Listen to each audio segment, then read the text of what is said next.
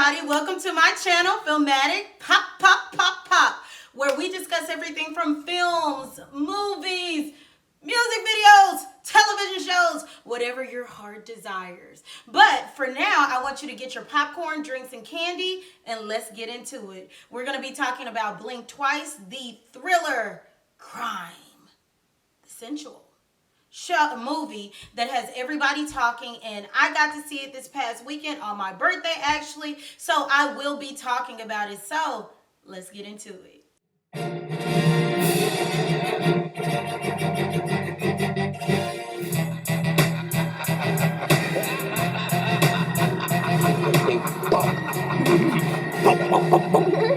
I went to the movies to go see Blink Twice, that was written by Zoe Kravitz and, let me get this man's name right, E.T. Feinenbaum. I'm going to say E.T. Feinenbaum, okay? If it's wrong, I do apologize. But it was written by both of them, and it was directed by the beautiful and talented Miss Zoe Kravitz. This movie was a crime thriller, okay? And I do want to say, trigger warning! You need a trigger warning for this movie. You need a trigger warning for this movie. So if you're going to see it, if you have any triggers that have to do with being essayed, I need to let you know now, you will be triggered by this film. So, the movie is about this young lady who is literally obsessed and enamored by this fallen from grace billionaire. So he did something, apparently he was accused of abusing his power with the people who he worked with, and clearly it was true. He fell from grace, and he decided he wanted to buy an island, all right? Of course, he's a billionaire. What are you gonna do? Oh yeah, buy an island. So he buys an island, right? So she works as a caterer. I'm going to say a caterer, hostess, waitress. We'll say a waitress. She works as a waitress, and she's there with her friend Jess. So she realizes that this party is for him. She has looked him up, cyber stalked him. I mean, she is enamored by this man. So as she's working, she sees him, and she might as well have broke her whole neck the way she was leaning, hitting that gangster lean, trying to see him. But anywho, her and her friend decide that they have their evening dresses ready to go, even though they supposed to be working. I'm not mad at it. And they put on their evening dresses. She's wearing a red dress, meaning Frida, who's the main character. Jess, who is her best friend, is wearing a blue dress. They had me rolling with their antics. They were funny, reminded me of me and my bestie. So, while they're at this party, Frida cannot walk in heels to save her life, poor thing, and she ends up falling. And I'm not just talking about, you little fall. I mean, she face plants. I mean, there was no turning back. When I was in theater, I was like it was that embarrassing. I felt for her. So, the guy, what was his name? Slater King, who is the billionaire, the man, the obsession. He comes over. He's the only person in the room who decides that, they're going to try to help her up. So when she sees it's him, she's like she doesn't know what to say. Slater helps her up. He then goes off to chit chat with some people, but then he comes back and he asks what her name was. She tells him her name is Frida. And he's eyeing her like, I'm like, okay, Channing, So they have their little moment, and from there he goes around and shows, introduces her to different people. Her and her friend, they're having a bomb time, they're hanging out. And at the end of the party, when he's about to leave, he invites her to go to his private island. She's like, yeah. And I'm not gonna lie, I don't blame her. I don't. Think about it. A multi-billionaire decides to invite you on a private island, someone who you've never met, but he's a multi-billionaire. Are you gonna say no to that? Let me think of what all the possible things that could happen. Anywho, so we already know it's not setting the scene for anything good, because you're going on a private jet with a random person you don't know. I don't care if he was the richest person in the world. You don't know this person. Am I foreshadowing what's going to happen? I think I am.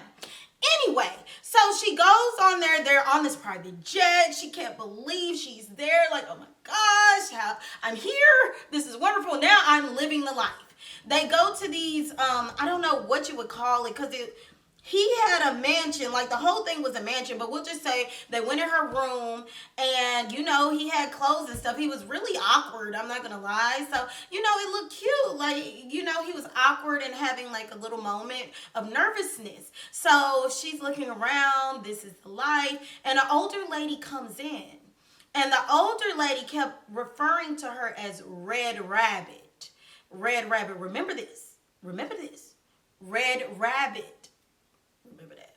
So, she can't understand the lady because the lady isn't speaking in English. Like, the only thing that she could communicate with her was Red Rabbit. Cool. She don't think nothing of it. She goes to the pool. She meets a whole bunch of people. Okay? Haley Joel Osment is in this movie. I was so happy to see him. I think he's a fabulous actor, and it was amazing seeing him. I just want to throw that in the atmosphere. So there's 3 other men there, and there's 3 other women there. Not including Slater King. These are 3 other women there. So one chick is like a survivor type of chick. Like, she was on one of those shows, You Have to Survive. Like, you're wearing your underwear and stuff and you have to survive. So she has those tactical skills. Another 2 other of the other young ladies, we don't know exactly who they were, but they were all having a good time. So to cut it short, they were basically drinking, partying, taking drugs, and dancing. Like, they're having the time of their life every night. So, are you having a good time?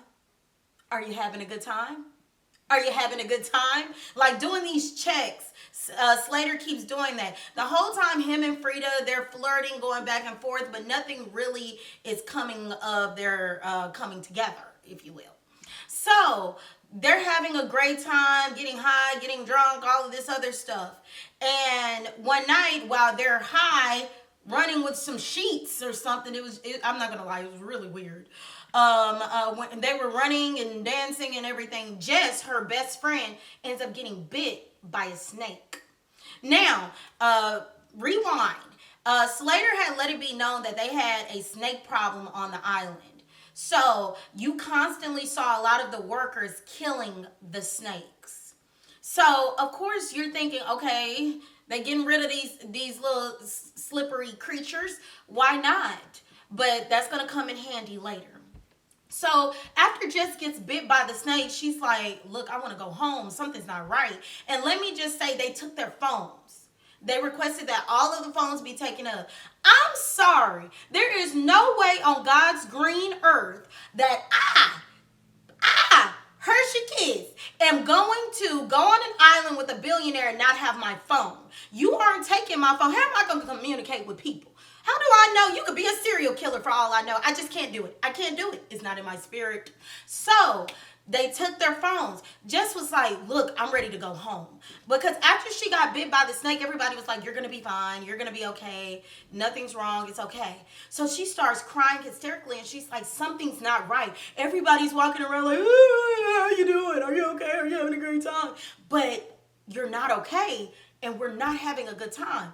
So Frida, so obsessed, so delved deep into ass kissing, she's like, what's the problem? Is it the drinks? Is it the food? Is it the people? Is it the free stuff? Like, what's wrong? And I'm like, Frida, your best friend is the only one with some sense right now.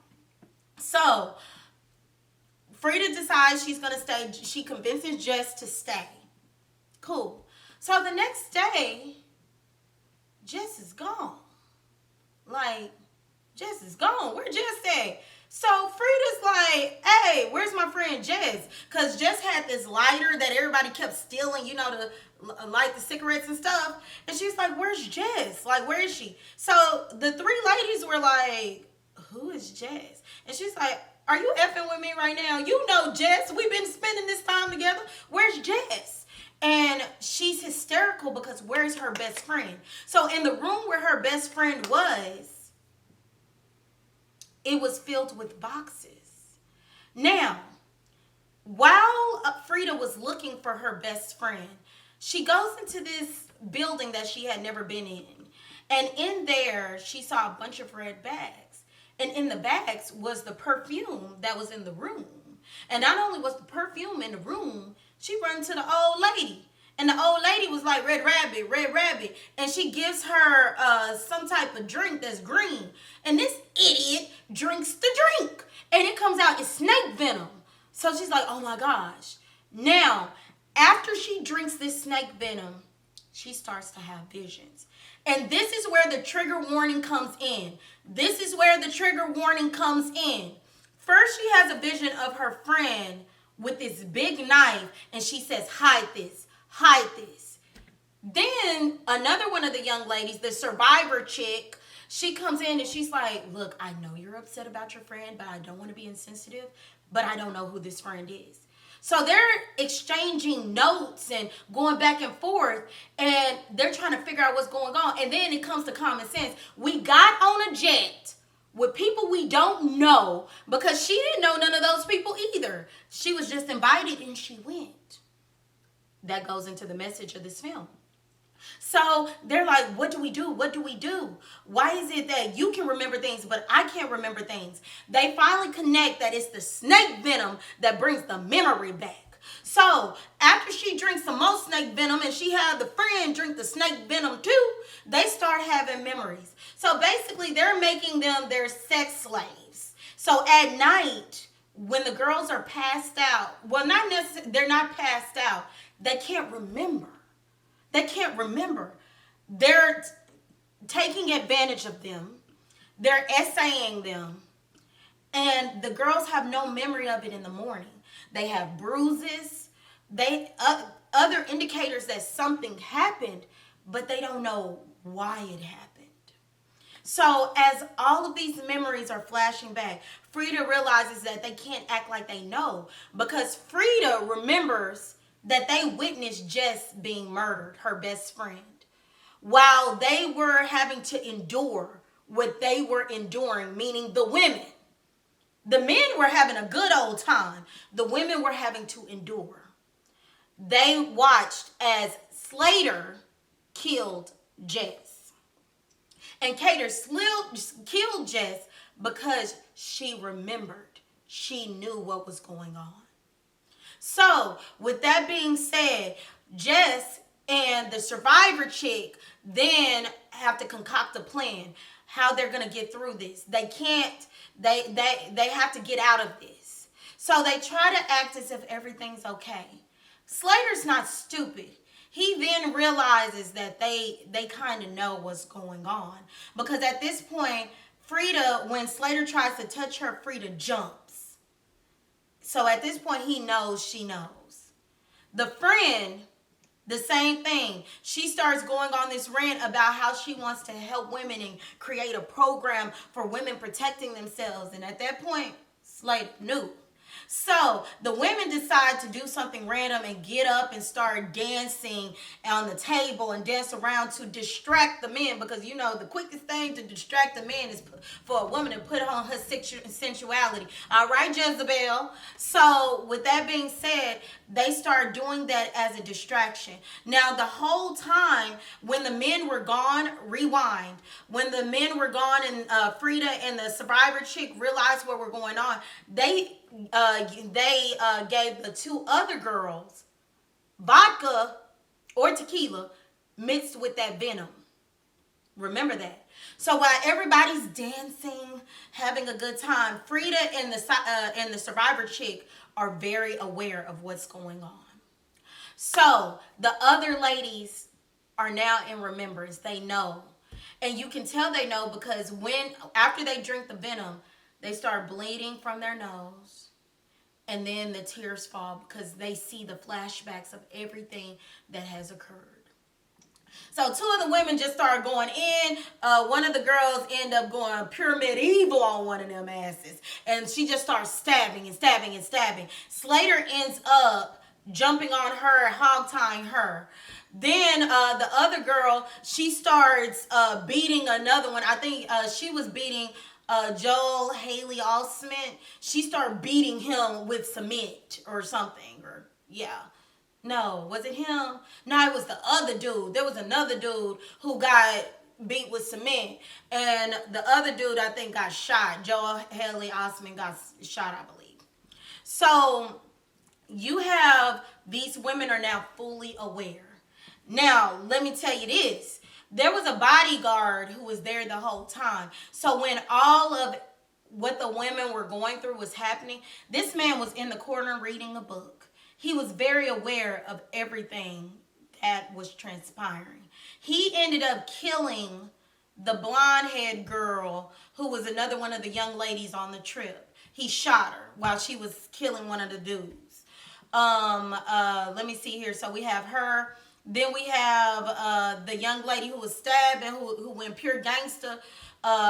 Slater, the billionaire, had her wrapped up and took her. And of course, Jess was dead at this point. The survivor chick, she ended up stabbing a dude to death as well, and she took off. And then you have Frida. Frida, she took off as well.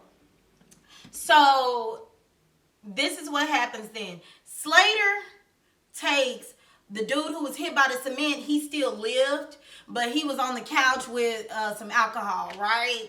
And then there was this other guy who was like this blonde hair dude, and he was just there, but he was significant. And I'll tell you in a minute. They pulled the young lady in who was hogtied, and Slater ends up killing her by putting his foot on her neck, and she was no longer breathing anymore. So the skinny dude was like, he was crying in the corner like, what did I do? I didn't do anything. What did I do? So Slater was sitting there, and he was like, no, you didn't do nothing. So he's like, oh my God. And he was like, no, you didn't do nothing. Like, you were there. Basically, you were complicit in what was going on. You saw what was happening, but you didn't do anything about it. So Frida and the survivor chick end up coming up with a plan to try to get inside. So they end up getting inside. Now, before then, I forgot to tell y'all that Frida ended up killing his sister, who she was there along the way, but Frida had gave the sister that venom too so she could remember, but she was okay with what's going on. She didn't want to remember. She didn't want to. So she tried to kill Frida. Frida ended up killing Slater's sister. So I'm just catching y'all up on that.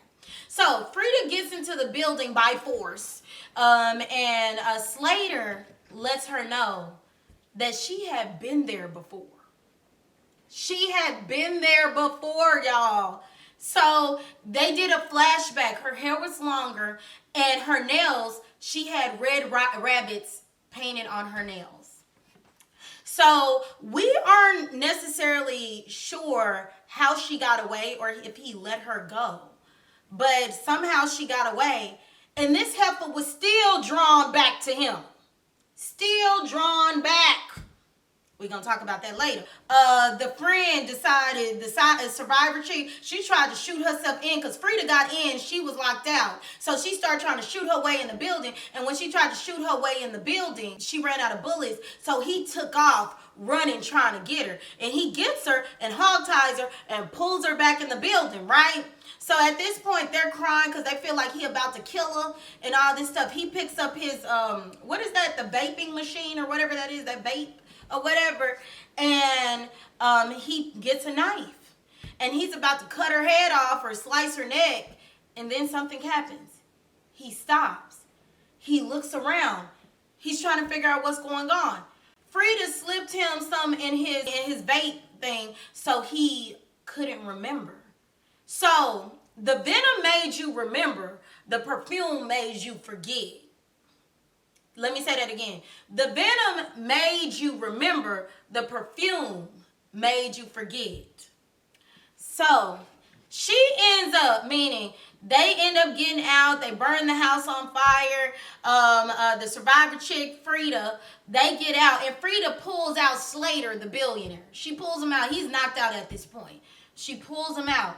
So they say they need a vacation. And the survivor chick is like, are you sure about this? And she was like, yeah. So the last scene ends with them being at a function similar to the function they had before, an event that is under his name. And Frida is now the wife. And she has control over him. She is in control of everything. And that's how the movie ends. Woo! Yeah. So let me get into my analysis of the film. As I said initially, Zoe Kravitz did her big one with this one. I loved the message behind all of this because this is fresh off of Diddy. This is fresh off of Harvey Weinstein. This is fresh off of all of those secret parties we hear about and these events that the wealthy go to that have degenerate behavior. This is fresh off of all of that. Many people alluded to the Me Too movement and how it's talking about patriarchy and how they're trying to control women. And there are certain aspects of that. But we have to dig a little deeper. Now, I will say I did see an homage to Get Out. There's something with rabbits. Run, rabbit, run. Like, the red rabbits, there's something with rabbits that I don't necessarily fully understand yet, but I will get deeper into it. But she alluded to Hollywood and their parties. To me, this was a call out. Not only was it a call out, but it was a warning. Okay? Do not be fooled by the glitz and glamour. Because think about it. With the young lady who played Frida, Naomi Aki, she did a phenomenal job. She played Frida. Imagine you're at an event and someone like a Harvey Weinstein, someone like a Diddy or a Bill Cosby or any of these men in power, money, prestige, is drawn to you, attaches themselves to you. You're also going to want to go with them. Because, I mean, what could happen? They're a billionaire. How could I not enjoy the spoils that comes with all the wealth, money, and access? Excuse me. But you have to think about this. With access comes openness. And with openness needs to be awareness. Because you don't know what is going to happen when you are in a particular space you've never been in. So in this case, this girl was so obsessed and enamored. And you could say, not just with him, but with what he had, his life, the power, the prestige, that she literally escaped a detrimental situation and was drawn right back to it. Why? Because that's everything she wants. She said, for once I'm seen, they see me. And look what happened when they did see you. Sometimes God protects us from snakes and people who aren't meant to see us. Because if they did see us, a target would be on us. And I think that the message is so important and so crucial because when I watched it, I just thought of how women really need to be careful, and so do men as well when you get into these positions. Because the higher people go, it seems the more they have no limits. It's access and freedom for them. So they try one thing and they want more and more and more and more. And there's not a lot of people saying no. This man literally had an island where he was making women into the men's sex slaves, and the men went right along with it, which was very scary. Very, very scary. But this stuff happens all the time. Women, you need to be aware. And I'm not saying in any way that was those women's fault. I am not. But I'm just speaking from experience as well. You have to be aware of your surroundings, and you cannot automatically jump into the arms of somebody who's nice. Because just because somebody is nice, that doesn't mean that they're a good person. Anybody can be nice. Shoot, when Satan was in the snake form talking to Eve, he was pleasant. He was nice. So you have to be mindful. This message, this movie was a call out. It was a call to action. It was calling out Hollywood. It was calling out the disgusting things that happens when these people get together, because at that point there's no one telling them no. It's also talking about the not remembering. There are now stories of women coming out saying when they went to those parties, there were people who were privy to everything and did nothing. And let me just say, Channing Tatum did an amazing job. He showed range and he showed depth. I'm used to Channing Tatum who's dancing and stuff, Magic Mike. I'm used to pretty boy Channing Tatum. No, like he still is a good looking man, of course, but he showed so much range in this role. I wasn't used to seeing him in that type of character. This movie honestly was a great movie.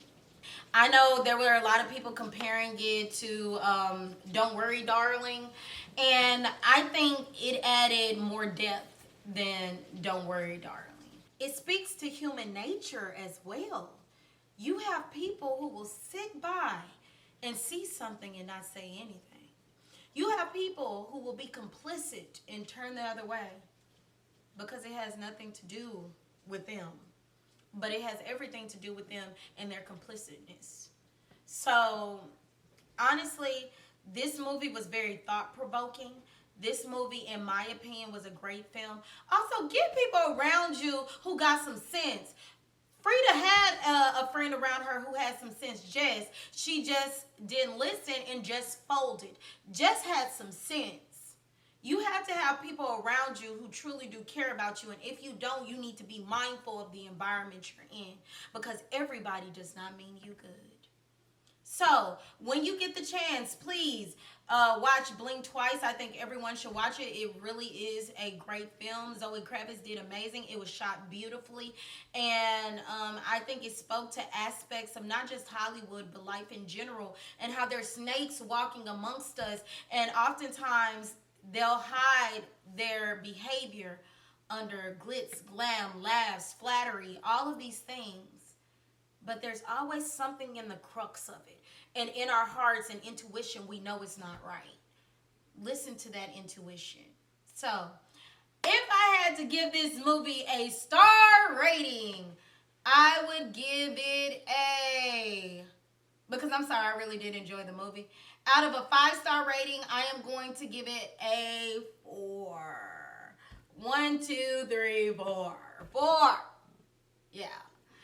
So, I hope you like this review. Please go and watch the film because it really is a great film. I want to thank you for stopping by Film-A-Tic. Pop, pop, pop, pop. Also, if you want to join me on my weight loss journey, I also have my Instagram, Hershey's Diary. Hershey's Diary. I'll put it at the bottom. Please go ahead and follow and, just go along with my weight loss journey and my many adventures as I decide to actually step out and live life, I truly do wish you all many blessings, happiness, and joy. Think positive every day and be aware of your surroundings. Peace.